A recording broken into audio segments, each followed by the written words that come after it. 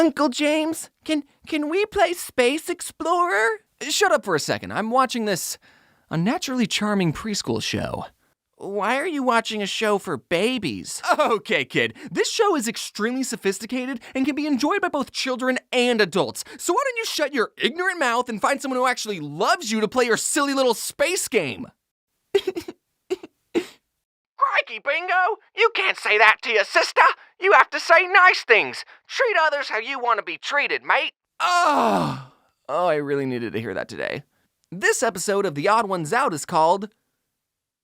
Are you familiar with the Australian animated preschool show Bluey? If your TikTok algorithm is anything like mine, you'll have seen a bunch of clips of this blue cartoon dog all over your For You page, paired with Subway Surfer highlights. Wow, TikTok, clips of a foreign preschool show? I thought you were supposed to cater to my interests. Let's read some of the comments on these Bluey TikToks, shall we? No shame, I'm a senior in high school, but I watched Bluey religiously, and this episode had me all in my feels. I'd say I had a good childhood, but I binged Bluey because adult life is so stressful and I'm sad, and it reminds me of a simpler time. Bluey is for everyone. I'm literally 27, and it's such a comfort show. Bluey is absolutely destroying me as a teenager who wishes he had this childhood. In my teen years and watching full episodes of Bluey. Watching Bluey high is such a fun time, dude. Huh.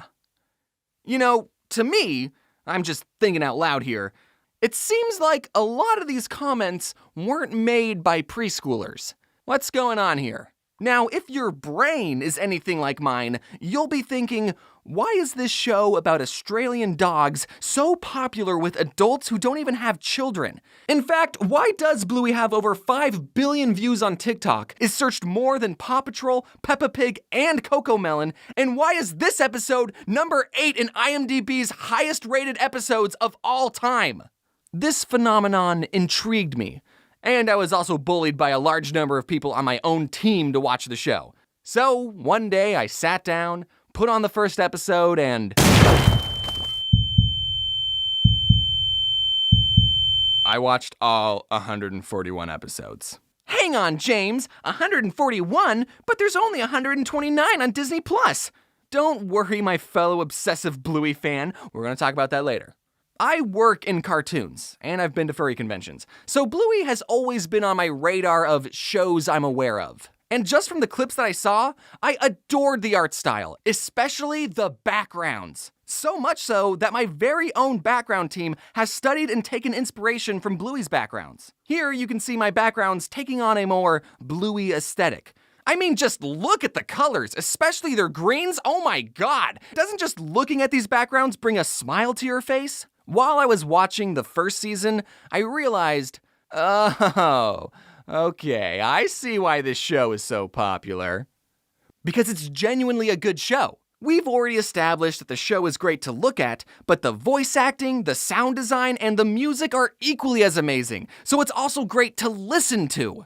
While most, if not all, other preschool shows will hire adults who can sound like toddlers, Bluey gets actual children to voice the actual child characters. Somehow, every Australian toddler in Bluey can be so expressive and emotional. It's impressive that the show got such a talented cast of child actors who don't sound annoying to listen to. Or maybe it's just their Aussie accents that I like, I don't know. The characters have so much personality, and the comedic timing is something I've never seen before in a preschool show. I can't think of a single time Cocomelon has made me laugh this much, or even smile. The 4 main characters are Chili and Bandit, the parents, and Bluey and Bingo, the 6 and 4-year-old daughters. Yes, Bluey is a girl. You gotta catch up, dude. Come on, it's 2023. The show also does not hide the fact that it's Australian. It references multiple Australian locations and animals, they call flip-flops thongs, and they say things like, "Oh nor!" While some preschool shows focus on teaching kids numbers and letters, Bluey focuses on the relationship of the family and teaches its lessons through the make-pretend games that the family plays. And I want to emphasize how perfect these 2 parents are. These 2 are the most patient and emotionally aware parents I've seen ever. There are multiple times where the parents apologize to their kids for, frankly, not even doing anything wrong. The dad is like the most perfect dad role model, okay? Check this out. Bingo was sad that Dad didn't get to see the leaf bug outside. She was like, "Daddy, come and see. Come here, Daddy. Quickly." But he was too busy playing with Bluey, being a present father figure in her life. And at night, she's all boo-hoo about it, and he kneels down, gets to her level, and apologizes, explaining that he didn't hear her. Now, I don't have any kids, but if I spent my weekend running around with toddlers, and then right before bed, one of them said, "You didn't get to see the ladybug," I would say, "That's okay. I've already seen a ladybug. Good night." In one episode, Chicken Rat, Bingo lost her favorite toy, and Mom asks, "Well, where was the last place you had it?" The two retrace Bingo's steps, and through flashbacks, we see this bizarre day that Bluey and Bingo had. The very first flashback we see, Bluey and Bingo are cooking a chicken rat egg while wearing weird costumes. And through this creative backwards storytelling, we piece together what a chicken rat is and how the kids ended up in this situation. It's episodes like that which really make me appreciate the care that went into this show, and really sets Bluey apart from every other preschool show. Most preschool shows stick to a formula and talk down to the viewer, because typically their viewers are short. As a childless adult, I don't want to say, this show teaches you how to be a good parent, because I don't know how to be a good parent. But on paper, there are lessons in this show that are just as important for the parents to learn. So while watching season 1, I got a feel for the world and characters. I started to piece together, okay, this show is depicting perfect parents, it's well written and wholesome, anyone regardless of having kids can enjoy the show. Let's watch the rest, shall we? Season 2 and Season 3 is when things go from 100 to 1,000. This is when episodes cover deep and emotional topics that I think toddlers are too baby to understand. Let's see, there's the struggles of keeping romance in your relationship alive when you have two toddlers to look after, why taking time to play with your kids can have a ripple effect that lasts into adulthood, feeling inadequate as a mom, what it's like having a dad in the army, parents disagreeing on different parenting styles, moms getting tipsy, implied, dealing with infertility, abandonment, potentially a miscarriage, that one's still up in the air, and death. Actually, that one was in season 1. You can't even compare Bluey to other preschool shows. Like, what the fuck was Dora the Explorer even doing? Was she even trying to entertain the adults who are also going to be watching her show? Dora had the same formula every episode, and there was a map who sang a song that was just repeating the same 3 words 14 times. Season 2, there's an episode where Chili is telling Bluey about how when she was a baby, she wasn't crawling or rolling over as fast as the other babies in her mom group, and she compared Bluey's developmental delay to the other babies and felt inadequate as a mother. And then this pink poodle comes to console her, looks directly into the camera and says, "You're doing great." I'm a he-him male with no kids, and I still get teary-eyed just thinking about that episode. People will tell you that Bluey is a kid's show that adults can enjoy too. No, that episode wasn't for the kids. It was directed at all the moms watching who are doubting their motherhood. When has Cocomelon ever done something like this? All the babies stop singing mid-nursery rhyme, look directly into the camera and say, "Hey mom, just wanted to say you're doing a great job raising me. Keep up the good work." Like, no, that'll never happen. I'm still not done talking about how impressive the writing in Bluey is, okay? So please indulge me for a bit. I'm switching into video essay mode as we do a deep dive into the themes and symbolisms of one of my favorite Bluey episodes, Flat Pack.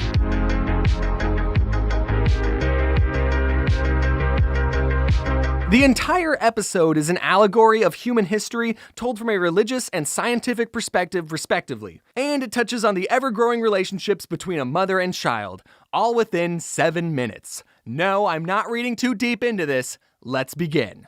Bandit and Chili set out to build a new swing for their porch, and we get this great meta self-aware joke from Bandit when he complains about the instructions saying, "I'm not taking advice from a cartoon dog." Meanwhile, the girls play games with the leftover packing materials that are thrown into the yard by their parents. Bluey and Bingo are given bubble wrap, which they pretend is water, so they pretend they're fish.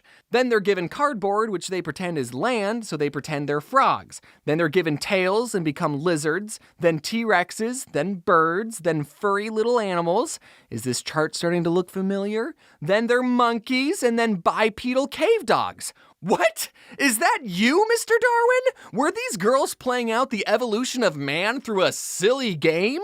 Now, if you didn't like the evolution symbolism, I know you're going to love the parents being an allegory for the creators. You know, the big guy upstairs, the whatever you believe is going on.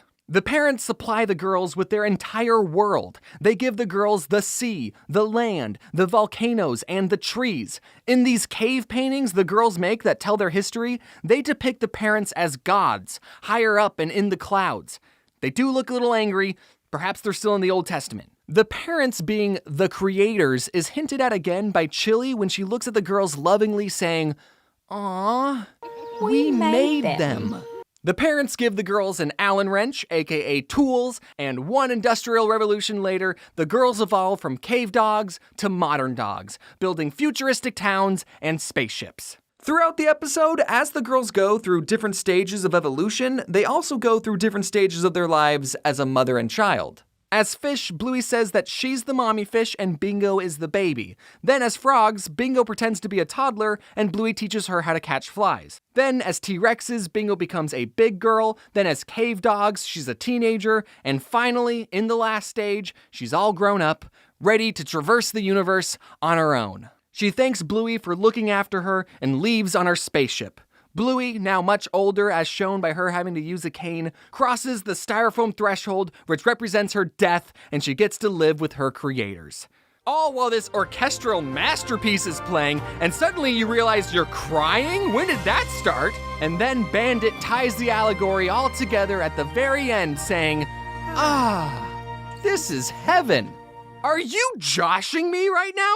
This preschool show was able to tell a clever allegorical story with tasteful religious undertones in how many minutes? Did you just make me feel emotions over a cartoon dog? This isn't the only episode you can make an in-depth video essay on. There are plenty of other episodes that hit just as hard as this one. While I was doing research for this video, it got me thinking about another foreign animated kids show with 8-minute long episodes that focus on a family of 2 toddlers.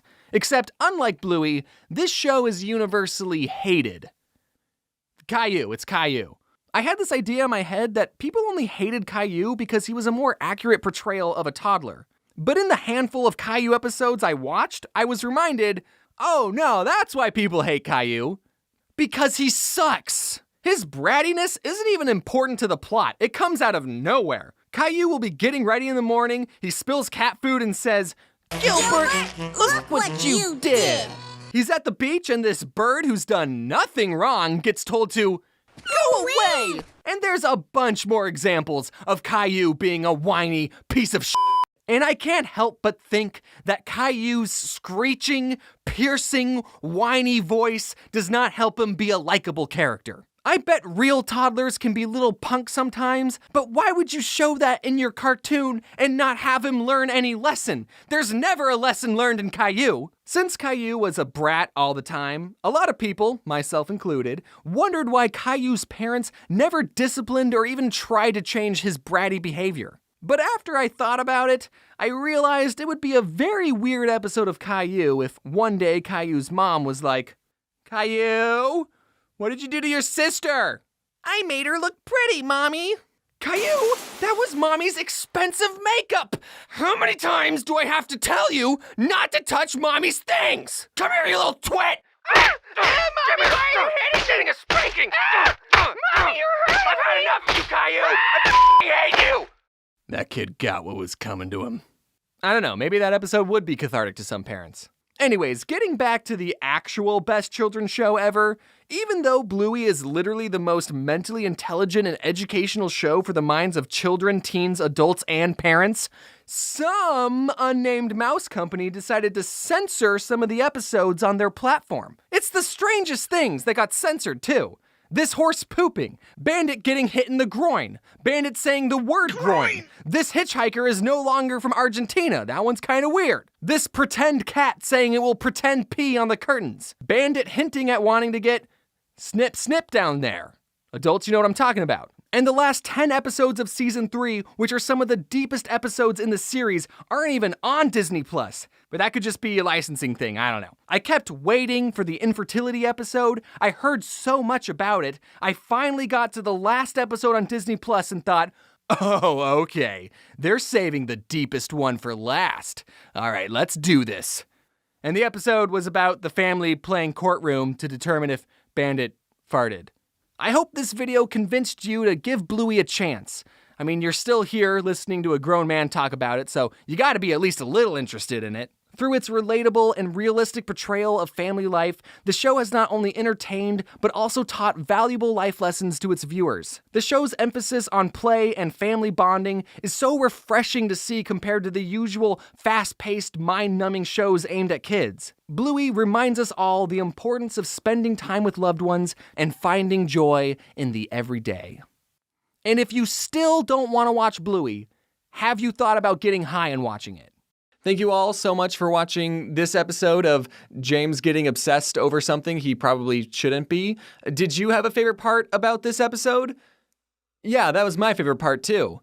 Just one quick announcement. My newest Oddballs book is available on my website right now, so if you enjoyed the show, be sure to head over and reserve your copy today. It'll be full of new stories and illustrations and will be released on September 6th, and I'm super excited to hear what you all think of it.